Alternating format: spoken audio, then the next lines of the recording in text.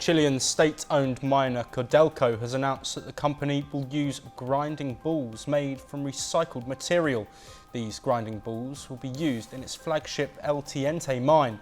This will allow Codelco to reduce carbon dioxide emissions, while this move involves a 5-year contract with Migrant Andino, a unit of Chile's Sigdo coppers. It is part of efforts by the world's largest copper producer to cut its greenhouse gas emissions by 25% in 2030.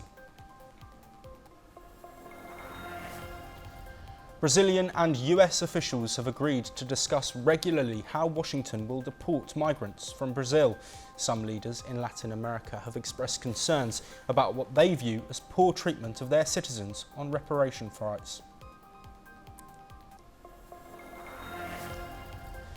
Peru's sol has become Latin America's most stable currency despite the political turmoil in the nation. The country has experienced 5 presidents in as many years and deadly protests.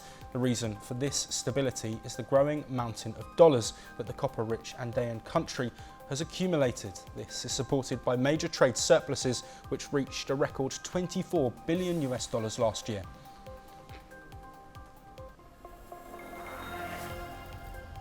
With global corn supplies set to hit decade lows later this year, Brazil's corn harvest cannot afford any setbacks. Brazilian corn stocks are particularly tight heading into the 2024-2025 season. The planting of the second corn crop, which accounts for nearly 80% of the country's corn production, has gotten off to a slow start.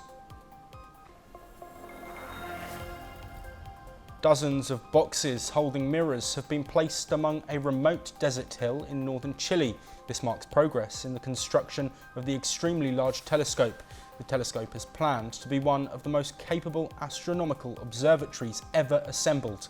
It is intended to search for evidence of potential life on exoplanets and to peer back in the time to study the universe's earliest stars and galaxies. Its first scientific observations are expected by the end of 2028.